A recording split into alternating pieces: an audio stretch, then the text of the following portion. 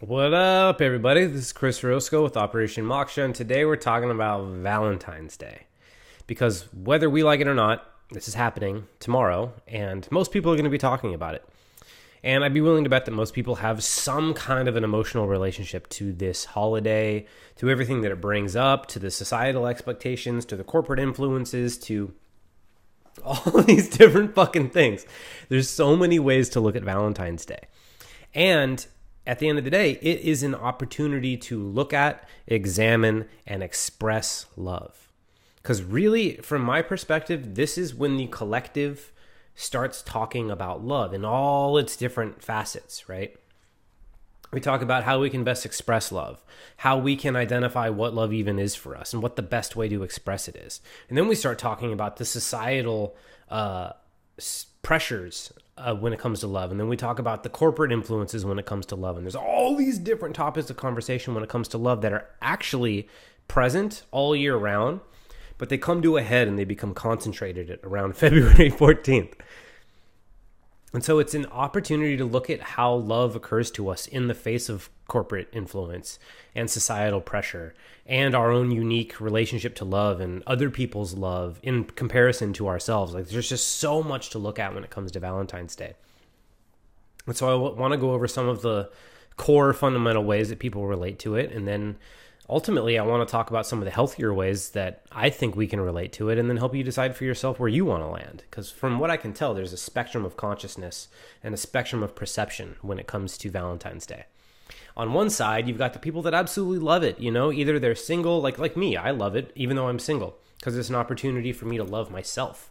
And it's an opportunity for me to refine my relationship to love and refine my relationship to my desires and to what kind of person I need to be in order to be worthy of those desires, and all these different things. So it's really fascinating for me, and it's really fun. And if I had a girlfriend, it would probably also still be really fun, because I love, and I love giving love, and I love expressing love, and I love being in love. So there's a lot of positive ways to look at this, but there's also a lot of opportunity for Valentine's Day to cause serious pain for people. Either, maybe you've had bad shit happen to you on Valentine's Day. Maybe you've had a series of consecutively shitty Valentine's Days, like I have with birthdays. I don't have the best relationship with my birthday because I've had a consecutive series of disappointments when it comes to my birthday. So it's possible that you have a bad taste left in your mouth based on past experiences. It's possible that you feel like shit because, you've gotten this idea in your head that there's something wrong with you for not having a date. Or you feel like shit because you do have a date and you feel all this pressure to do it right, and you're worried that if you don't, then it might mean something about you. Or if you don't receive all the right gifts, then it might mean something about you. And there's all these different ways to judge ourselves and feel pain and feel hurt and feel lack in the context of this collective conversation that we're having. And so that's why I think it's important to take a look at this, because like I said, this is just when it's concentrated. These ideas are present all the time.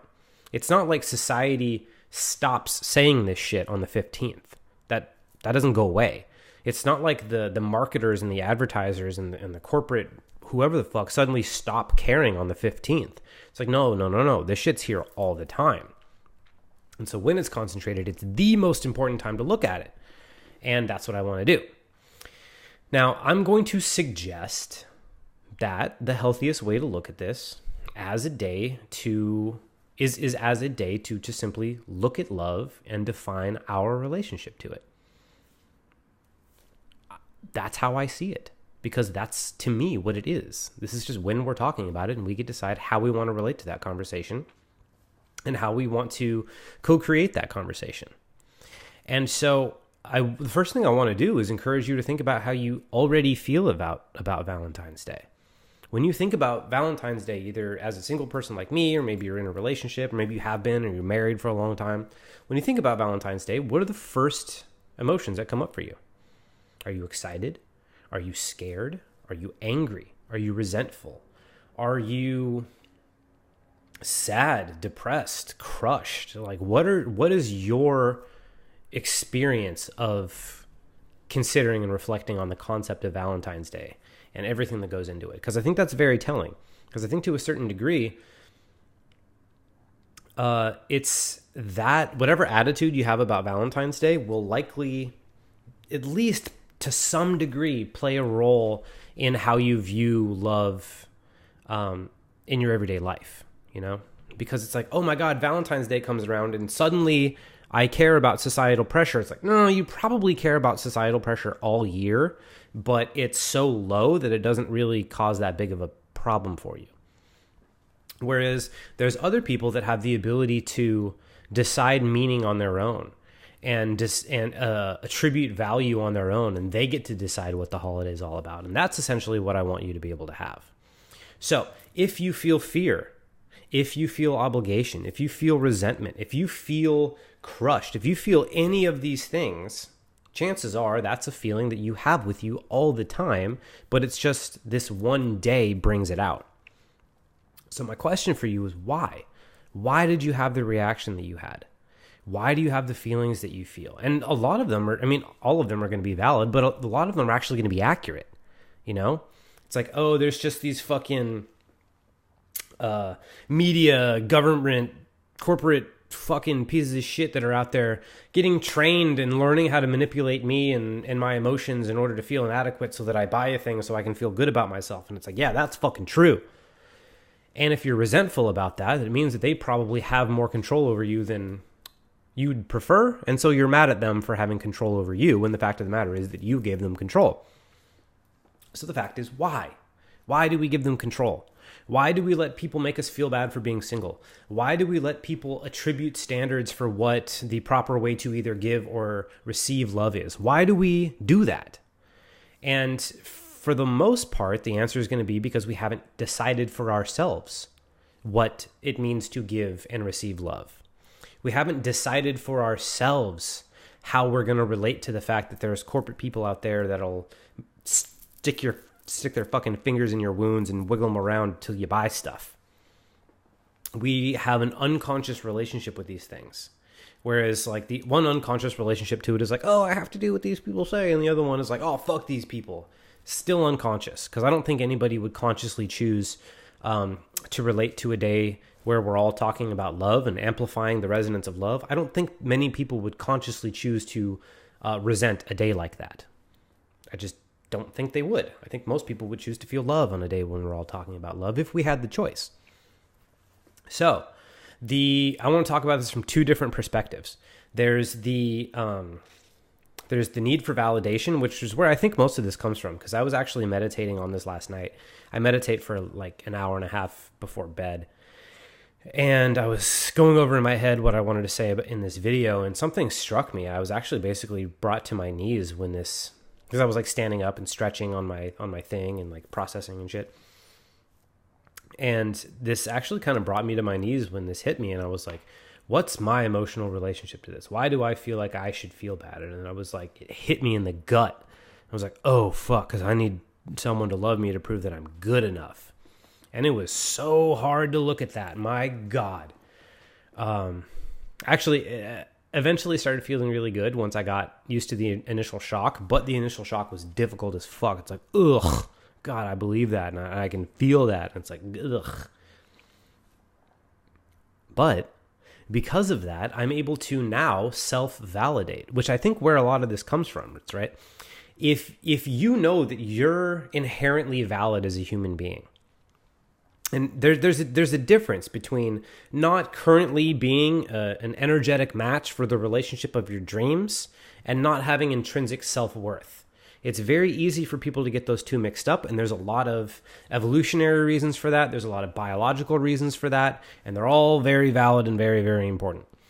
And at the same time, us as thinking, feeling, sentient creatures that are capable of transcending our biological hardwiring, it makes more sense to distinguish self-worth from current ability to procreate, which is essentially what this boils down to. And it's that lack of distinction that I think causes a lot of people a lot of problems. They see their ability to attract a mate as somehow intrinsically tied to their worth as a human. And so when an outside entity hints at that a little bit, they go, oh my God, you're fucking right. I am not worthy as a human. I need to go out there and prove that I'm worthy as a human by either getting a date, having a relationship, or making sure that I handle myself in relationship to this day absolutely perfect so I can prove my worth. Or you're on the opposite side of it where you're like, fuck you, you don't get to decide my worth, blah, blah, blah. I'm going to get really angry without actually assigning worth myself. So they're both unproductive. What I want to suggest you do is go through and actually decide for yourself what is worthy. This is where you get to take your mind back from all this corporate societal bullshit. You get to decide for yourself what worth is. You get to decide for yourself what worth is distinct from emotional relationships. You get to contemplate the distinction between being emotional and vibrational and energetic match for a relationship versus being a whole and valid human being with dignity and human rights. Like, these are separate issues, and you get to contemplate that today and decide for yourself, or today or tomorrow, and decide for yourself where the value is and where the meaning is and what this is for you. Now, this is going to be potentially difficult for some people because, like I said, I had to face the part of me that felt completely useless, or not useless, but unlovable because I didn't have anybody and I needed to prove my value because I had somebody. In order to take your feelings back from these corporate overlords, if you will, you need to be willing to face the parts of yourself that they manipulate. Because they can't manipulate you if there's nothing to manipulate. If you don't have an unconscious wound that's hanging out outside of your awareness, they can't poke it and stir it to action, because that's essentially what they're doing. You have this belief in the back of your head that says either I'm not good enough or I'm not worthy of love or whatever it may be, and they go, "Hey, don't you want to feel good enough? You feel like shit. Don't you want to feel great?" And if they keep poking at your wound enough, you'd be like, "Oh fuck, you're right. I do want to feel great. God damn it." And then you'll go out and do ridiculous things to try and earn those feelings, which a lot of us have seen and a lot of us have done, myself included. So the idea is, if you can take that part of yourself that feels those things and hold it in close and say, "Hey, dude, you're fine. I love you. I love you just the way you are. You don't need to do a goddamn thing differently. You are worthy of love simply by virtue of the fact that you exist." When you can do that, there's no open wound for them to manipulate anymore. There's no reason for you to think that you being single means anything about you. There's no reason to think that the quality of date that you take your person on means anything about you. And then you get to decide for yourself how you want to behave in the face of a day where we're all talking about love. And I think that's where the real power is. And because I don't know if you could pick this up or not, but I'm talking about bigger shit than just Valentine's Day. I'm talking about taking your mind back from the media and from society once and for all, because that's what this day gives us the opportunity to. Very few days give us an opportunity to dig through our shit like Valentine's Day. Like Valentine's Day does this, and Christmas does this, and to a lesser degree, Thanksgiving does this. It's all these days where all these things that should be active elements of our mind and should be things that we're reflecting on all the time that can get ignored, get brought up into our collective consciousness, and we have the opportunity to look at them. So the question for you is, if we're all talking about love, how do you currently feel about that, and how do you want to feel about that? Do you want to be the guy that's resentful of everyone else just trying to express their love in the best way they can? Do you want to be the guy that is angry and resentful, or woman or whatever, that's angry and resentful about the fact that there are people trying to manipulate you? Or do you want to say, hey, you know what? There's a lot of weird shit going on. Society wants to tell me certain things. Media and companies want to tell me certain things.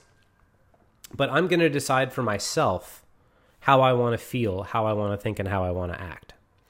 And now, since I talked about the concept of being worthy of love, of worthy of a relationship, I want to break down what that actually means and discuss how it's distinct from self-worth, right? Because you're probably not currently worthy of an Olympic gold medal in gymnastics, just like I'm not. That doesn't mean anything about our inherent value as human beings. It just means that our current skill level isn't up to that of an Olympic athlete. And so if our communication skills, if our confidence, if our empathy, if our ability to connect, if all these things that are required to have a healthy, happy relationship are currently out of alignment like they are with me, because a year and a half ago, I got out of a difficult relationship and I haven't brought myself back into alignment where I could feel confident that I could do better next time and that I could identify all the red flags and that I could represent myself well and communicate well and be vulnerable enough frequently enough to be able to handle all the things. Like I still haven't learned all the lessons from the last relationship. And so I'm not currently worthy of it because my skill level isn't where I want and need it to be in order to maintain the type of relationship that I want with the type of person that I would want. So, and that's distinct from my self-worth as a human being. It's very, very distinct.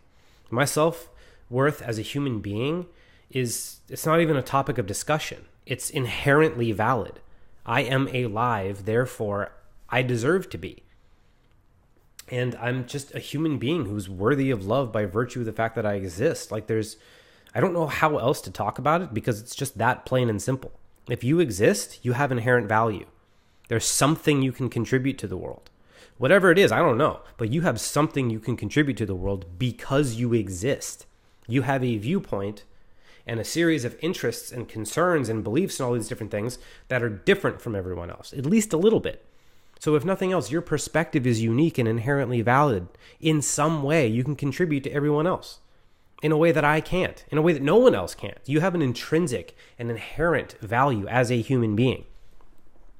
Whether or not your skill level in communication and empathy and confidence and all these different things, whether or not you leveled up your character enough to be able to actually do the quest of lifelong soulmate love is a different question entirely, because I'm not there, but I don't think that means anything about me. And so it's distinct. It's very, very distinct. And so here, if you want to rise to the level of being able to actually do these things, I have some things to reflect. I have some series of questions that I want you to look at. Because for me, what I'm going to be doing is I'm going to be reflecting on these questions that I'm about to give you, and I'm going to be attempting to bring myself more in alignment with what I want. Because that's what I'm going to use Valentine's Day for. To reflect on my current relationship to love, to reflect on what I would like my relationship to love to be like, to examine the space between the two, and do everything I can to bring myself into alignment with the thing that I want the most. So here's what I want you to think about. What is the ultimate experience of a romantic relationship for you at this phase in your life? What's the communication like? What's the sex like? What's the fun like? What's going to the grocery store like? Get detailed, Figure out what would actually make you feel good. How do you need to be loved? How do you need to be touched? How do you need to be talked to? How do you need to be fucked? How do you need to be looked at? How do you need to be complimented? How do you want to give love? And all these different things. Like, get really clear about what this would actually be like for you in all the ways that seem significant. And realize how well you're able to stand up for that. Because that's going to be entirely dependent on you. If you believe you can have these things, then you'll have them. And the second part of this, that's going to be more challenging. This is the worthiness piece. Because just like with an Olympic athlete, right? If you go in there with no training and no skills and no abilities, you're simply not even going to place. You're not even going to get anywhere near the Olympics. That's just the way it is. Same with the type of relationship that you want. If you were to find the type of person who meets all of your criteria and gives you exactly what you want, but you can't be the type of partner that they need because you didn't work on yourself first, then you're shit out of luck. They're just not going to want to play the game that you're going to want to play. Just like an Olympic athlete wouldn't ask you to be a training partner if you've never done any gymnastics before. Just like the partner that you're wanting that'll communicate with you and love you and be there with you and be this rounded person that can be both good and bad and soft and hard and all these different things at the same time. If you don't develop those skills yourself, even if you do meet that person, they're not going to want to play that game with you because you haven't risen to the level of skill to be able to play the game with them on the level that they want to play at. You're essentially like someone who doesn't play basketball asking why the Lakers won't take you. Like that just doesn't make sense. You have to play at the same skill level and you have to have the same level of dedication to the craft. So the questions are, it's like, what do you want? How inspiring is that to you really? And then, can you be that to someone else? Can you be the thing that you want most? because that's how it happens. Anytime I've ever talked to anybody who's ever had a really good relationship or anything like that, or any dating coaches that I respect or anything like that, they always say, are you being what you want? And if that's the case, then you're going to have a much better shot than anyone else. But if you're not being what you want, then there's no reason to think that if you've clearly defined what you want and you won't take anything less, there's no reason to think that any self-respecting person would take less than what you've lined out. So you have to be that in order for it to be fair. Otherwise, you're being a shit partner because you're expecting them to do more work than you're willing to do. So reflect on that. See where you might be falling short of your own vision. And can you love yourself in light of that? Can you have compassion for yourself in light of that? And can you still make steps knowing where you're falling down and loving yourself in order to get yourself in alignment with who you are and what you want? Now, this is way longer than I intended it to be. I hope this was beneficial and I didn't just ramble too much. If you have any questions or if you need any help with this, please let me know. I love you, and I'll see you later.